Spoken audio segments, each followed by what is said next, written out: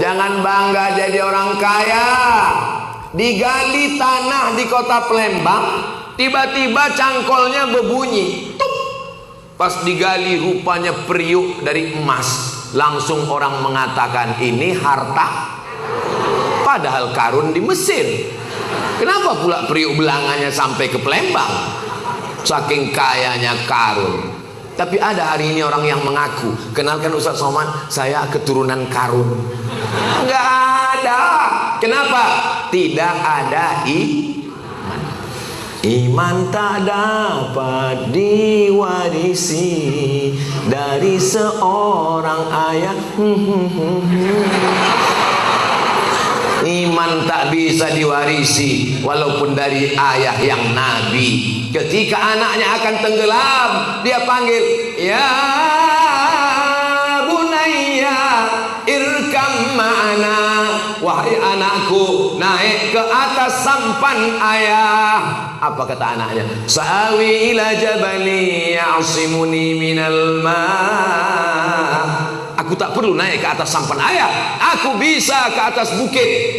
Rupanya hujannya 40 hari 40 malam tenggelam semua. Ternyata Kan'an anak Nabi Nuh tak dapat terselamatkan. Mudah-mudahan anak-anak kita semuanya mati dalam keadaan beriman. Wala tamutunna illa wa antum, jangan mati melainkan dalam keadaan muslim. Mudah-mudahan kita semua mati. Kalimat yang terakhir keluar dari mulut, la ilaha. Apa yang sering kita cakapkan, apa yang sering kita lafazkan, apa yang sering kita sebutkan, itulah sebutan terakhir waktu sakratul maut. Afdhalu dzikri fa'lam annahu la ilaha illallah, la ilaha illallah, la ilaha illallah. Maka waktu mau mati pun yang keluar la ilaha illallah. Kalau menyebut nama saya itu bibir mesti bergerak. Somad. Kalau menyebut nama Pak Prima Salam, bibir mesti bergerak. Prima Salam. Kalau menyebut nama Habib Gasim, Habib Gasim. Tapi menyebut la ilaha illallah, bibir tak perlu bergerak. La ilaha illallah. Kenapa? Karena saat sakratul maut kita tak bisa menggerakkan bibir, hanya lidah yang berkata. Maka yang membisikkan itu satu orang. Tengok lidahnya baik-baik. Asal udah nampak lidahnya bergerak, jangan ganggu lagi, biarkan dia. Tapi kalau dia mulai meracau, mengigau, berapa harga emas? La ilaha illallah. Mana surat tanah? Yang dimuliakan Allah Subhanahu wa ta'ala.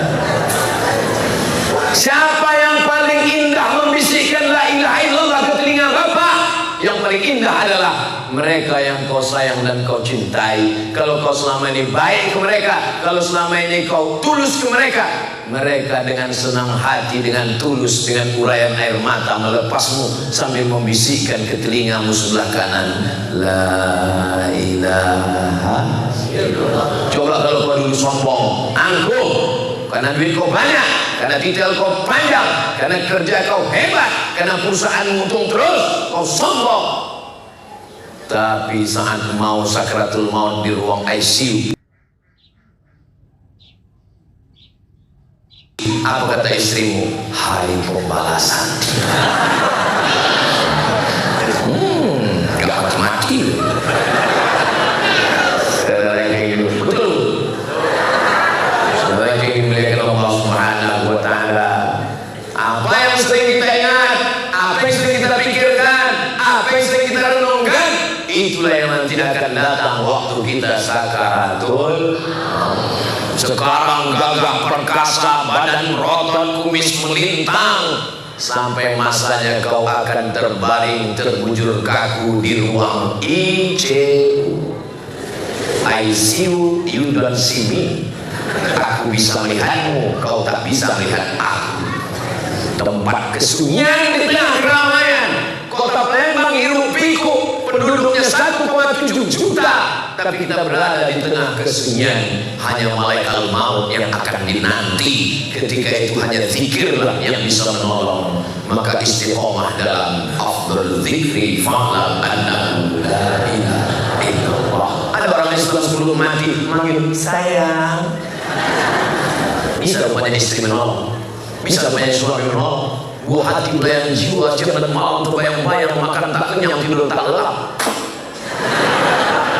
Yang menolong kita hanya Allah. Waktu orang naik pesawat, tiba-tiba pesawat masuk ke awan turbulensi, turun ratusan meter ke bawah. Apa yang teringat? Rekaman black box, kapal yang terbang hancur berkeping, orangnya hilang dimakan hiu, tapi kotak black box terselamatkan. Ketika didengar apa teriakan mereka terakhir, Allahu Akbar, kata pilot, Allahu Akbar. Yang mabuk, yang sakau, yang pezina, yang penjahat, yang pelakor, teriakannya sama-sama Allahu Akbar. Jangan tunggu mati dan Allahu Akbar. Innal insana lafi khusr illa alladziina amanu. Iman di dalam. Bagaimana kita tahu orang beriman? Nampak keluar. Apa yang keluar? Wa amilus sholihat. Itu Ustaz Somad itu beriman atau tidak beriman ya? Oh beriman. Dari mana kau tahu dia beriman? Rupanya ada alat scannya. Bisa di USG rupanya. Mana ada alat detektor iman? Iman itu nampaknya selalu disandingkan. Illalladzina amanu wa amilus sholihat. Iman di dalam, amal soleh keluar. Apa tanda orang beriman? Berjilbab. Apa tanda orang beriman? Sholat. Apa tanda orang beriman? Bangun masjid. Apa tanda orang beriman? Rajin pengajian. Iman selalu dikaitkan dengan amal soleh, bukan sholat. Illalladzina amanu wa amilus sholihat. Tengok dalam ayat ini. Innalladzina amanu wa amilus sholihat. Setiap iman pasti disandingkan dengan amal soleh. Karena iman tanpa amal soleh hampa, tak bermakna. Amal soleh yang banyak tanpa iman tidak diterima Allah Subhanahu wa ta'ala. Orang kafir yang tak percaya sama Allah, dibangunnya rumah anak yatim, dibiayainya pakai uang perusahaannya, CSR, amalnya tak diterima Allah. Karena syarat amal diterima la ilaha illallah Muhammadur Rasul. Tapi orang beriman tidak egois. Yang penting saya beriman, setelah itu tak penting tetangga saya. Yang terakhir, wa tawasau bil haq wa tawasau bis. Ini orang beriman. Kenapa mesti datang ke masjid ramai-ramai? Kenapa mesti ada pengurus masjid pakai seragam biru muda? Kenapa mesti ada majelis pengajian ibu-ibu jilbab ungu? Karena tidak bisa beriman sendirian. Man syadda finnar, sampai sendirian masuk neraka. Mesti berjamaah. Sholat berjamaah, puasa, buka bersama berjamaah, haji dan umrah berjamaah. Mathalul mu'minin kamathalil asjar.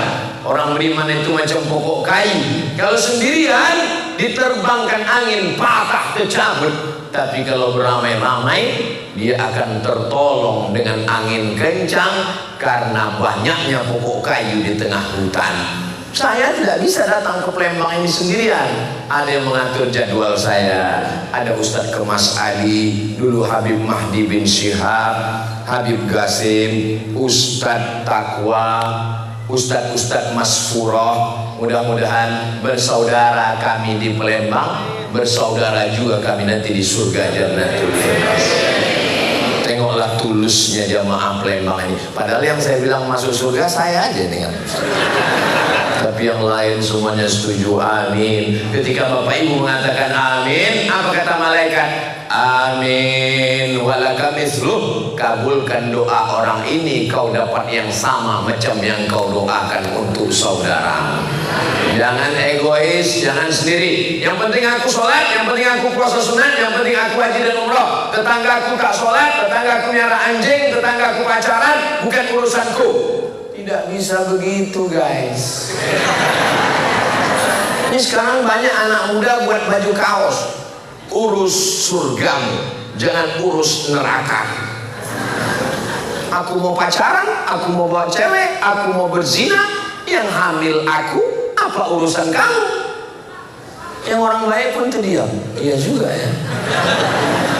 Lama-lama orang betul merasa batil, orang batil merasa betul, karena tak jelas mana betul, mana batil, mana batil, mana betul.